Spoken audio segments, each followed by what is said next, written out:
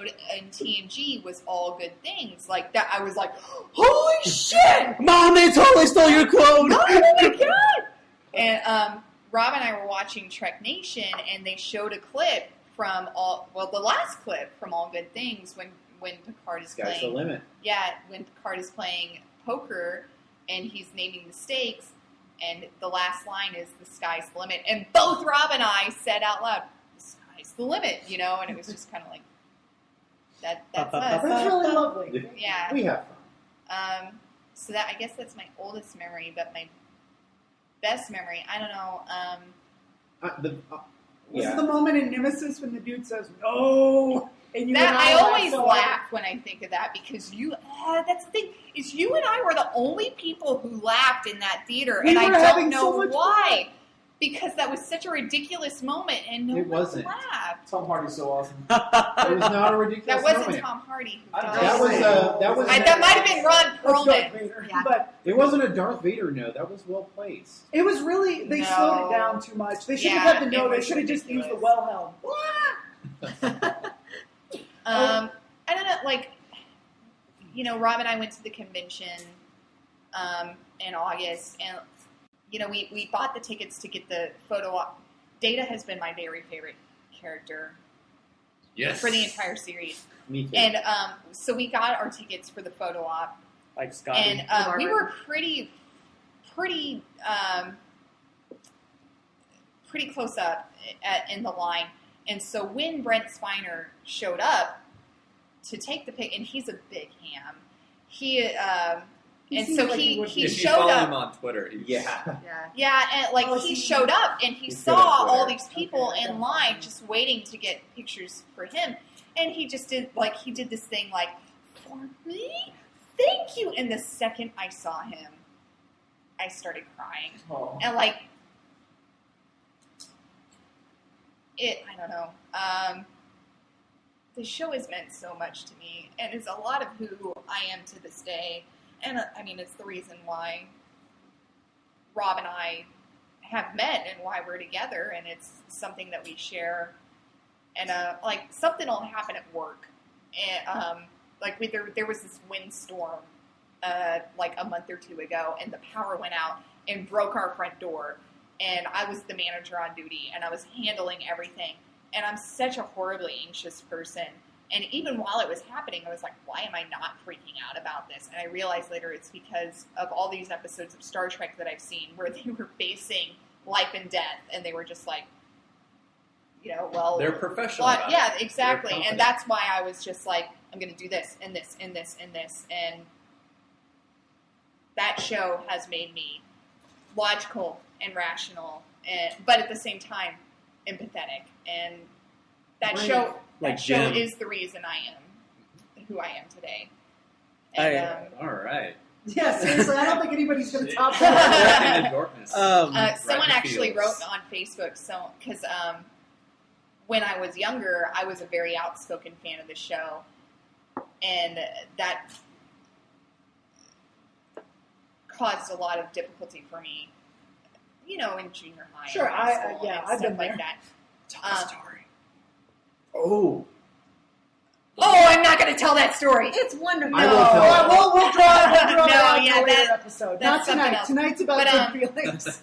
I know That's not what a bad feeling. I know the story. I know your Star Trek story. Yeah, You're important. that's already been on podcast. Someone wrote me not that long ago on Facebook and apologized for how they treated me because I liked that show. Really? Yeah. And That's part nice. of me, when I was growing up, it was like, it's my fault that I was treated the way I was because I shouldn't have liked this nerdy thing and I shouldn't have been so nerdy about this thing. And so it really took me a long time to come to terms with it. That was okay. Right. And as to be able to go to the convention in August and see that and be there and be Accepted and sort of. and realize you're far from the biggest nerd. That's true. We looked like Super casual Bowl. fans. But we look like casual fans in comparison. Well, I always I draw the same comparison. I'm a fan of pro wrestling, and that was amazingly touching what Mary Beth said. just about how. Well, and we were at Dragon's Lair earlier, and I think you have the exact same thing in comics. Yeah, and it's Absolutely. Just about how the show is a big part of their life, and I think, I mean, I don't think this is the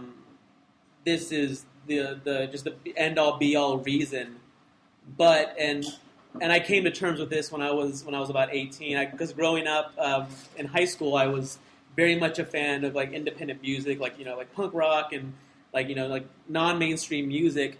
And then there's always that moment when that band you love like has a hit single, and all of a sudden everybody likes them. Like it happened with Jimmy World in 2001. They released Bleed American, and they just blew up, and everyone liked them.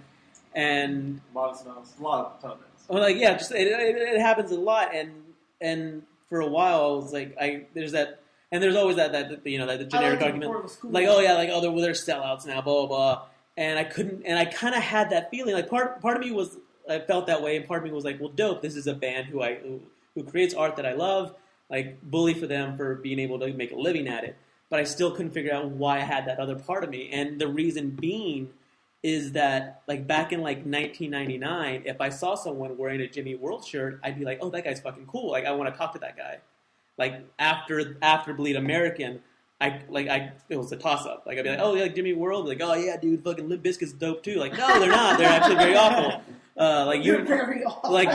You just listen to what's on the radio, and I think that might have something to, like, that Star Trek 2009 is kind of the same way. Like, before, like, prior to 2009, if you saw someone, like, if you saw someone wearing that same necklace, you have Mary Beth's wearing a necklace with the Vulcan hand symbol, the Logan Prosper. If you saw someone wearing that, you'd be like, holy shit, like, where did you get that? That's so fucking cool. And now it's kind of like, oh, I don't know, like, they sell Doctor Who shit at Hot Topic. Like, Next Generation was more mainstream than we even know, because did you know it was nominated for an Emmy? I didn't know that. For Best Series? No, I didn't know that. What year? Was that the way you said it, like, prove it. Was it like 4th or 5th season? I didn't hear this. They talked about it in Trek Nation. But even I mean, it was nominated. That was a big deal. That's a huge deal. But it's a science fiction again, like watch those documentaries. They're so enlightening. We will. But even then, and I mean, also like, a lot of fun.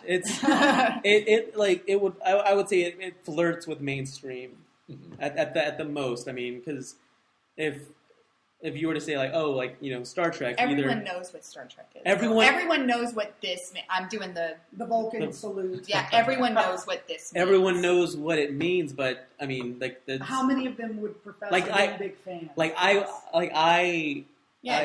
knows the Vulcan nerve pinch. The only reason I know the Vulcan nerve pinch is because of Beastie Boys song. What about Mallrats? Silent Bob does it on the. Well, I listened to that Beastie Boys song before I watched Mallrats. Fair enough. And the same day? Yes, the same day. I'm like, weird. And there's a joke. It's one. This is embarrassing to admit. In one of the Police Academy movies, and it's not the first one, is some guy does the Vulcan nerve pinch on some, like, he comes up behind a dude and does the Vulcan nerve pinch, and the guy goes out, and the people sitting in front of the dude are just like, how did you do that? And then he holds up a syringe. He's like, I'm just kidding. All right, so that's a good segue maybe to my earliest Star Trek. Yeah, go for it. I don't have kind of a specific moment in time. Syringes. But when I was in elementary chasing school, a I had dragon. a friend who was really, really into Star Trek original series. Mm-hmm. He was also really into the Police Academy movies. Like, aside from Mary Beth, I don't... no, you don't know. I went to elementary school with him. He's a really nice guy. Okay. He was also into Chips. Awesome. Is that From right? the Highway Patrol. Yeah. And so, and he was a good friend and a really great guy. But I knew him up through elementary school. I was never really into the original series. To me, it felt at the time kind of Dated. Very dated. Dated is the word. Yeah. Yeah. And but Next Generation I got into. Right. I really enjoyed it. I've enjoyed something that I've liked that you guys have done with your podcast. It's been great to have kind of a solid reason to, watch all the old episodes kind of in bulk and go through them and enjoy them with other people.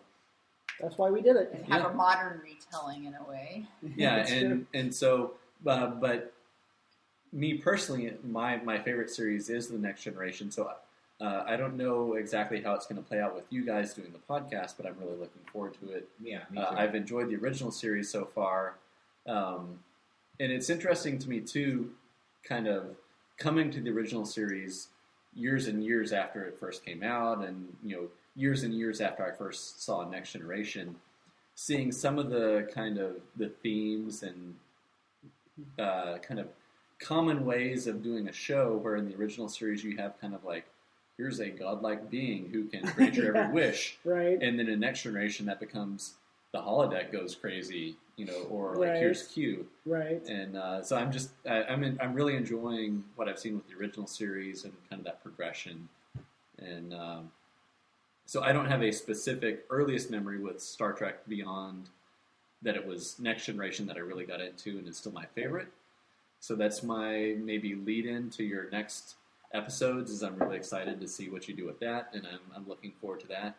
I know Whoopi Goldberg is in Next Generation. We're very excited. Yeah, about and Whoopi. she's great in it. That's what One I of hear. the few EGOT winners. She's like one of 5 Oh, really? EGOT winners. That's That's a right. real That's right. thing. He got him. Yeah, Barbara Streisand, probably. and it's like Whoopi Goldberg and a bunch of clothes. She's Yeah, exactly. Shit, what race is she? Same one as She's Oh, African American. Lorian. African American. No. Lorian. Alori, yeah. Same What as- season does she leave the show? She's already in. She's in Generation. Leave the show? Or is she just there When she periodically? appears in the show.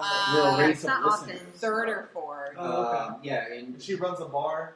yeah, Yeah, she's Head working- forward. 10 forward. And she's in Generations. she Yep. has a pretty prominent role because the main nemesis in not Nemesis but Generations was Malcolm the same Malcolm race. McDowell. Malcolm McDowell, yeah. I have a date with a blue. Oh no, that's not it.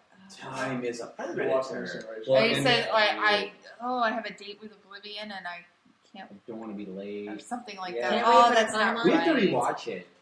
We will. I had, Well, and yeah, I haven't seen I'll it. give an advanced shout out to 2 of my favorite characters. One, I like that they took the original series, kind of the God of the Week thing, made him a recurring character, Q. Yeah. I love Q. Oh And then Lieutenant Barkley. Yeah. yes! Oh my Yay. goodness! Because I love the A Team so much, and he's my favorite character on the A Is that Team. Mr. So T? Like, who's that? It's Mr. T. You have Oh, to nice. to get there. Yeah,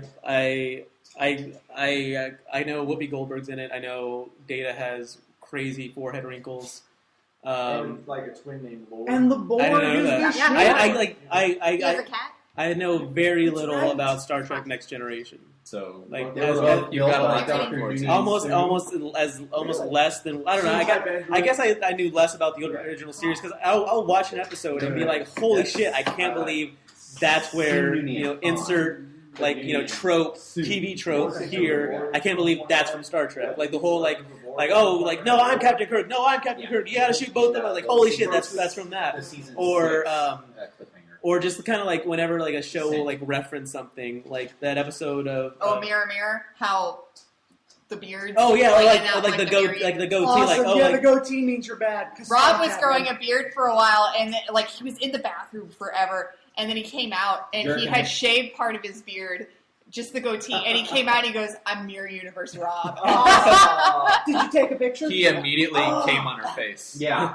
No, and then the next time I came back out, I had the Hitler mustache. So. Oh. It was a fun night for I've everyone. done that. For everyone. A lot of my my facial hair choices just come from like I have a beard and like I need to shave my beard and then I'll like start to shave it in You one start manner manscaping. and then I'll do it on the opposite side and I'll have like huge like Lemmy Kilmister like from Motorhead like chops or like I'll have like like a little I can't really grow a mustache that well but like a little Hitler mustache or like I'll just have like one stripe like going down my chin or something. Yeah, It's your, not there. Your mustache is even worse than mine is. Yeah, it's awful, I which is have crazy mustache. because This is almost connected. It's not good. yeah, like and like mine like doesn't Yeah, really Rob- connect. Rob's- Yeah. I'm not talking about my face. Mine can act. Oh, okay. I was like, Oh, I thought you were talking about. I rock face. Hey, you Good can for grow. Yeah, you you. can grow. Yeah, Sean you has need the to go best with the whole mustache thing. at the Do table. it. Yes. Try it. It's no Try it. Daniel Plainview. Is my But, turn to I talk my minutes? Yeah, so yes. wait. So real quick, so that was my earliest Trek memory, and I would say my favorite. I believe it was 2010 Comic-Con. I was at a comic book legal defense fund party at a hotel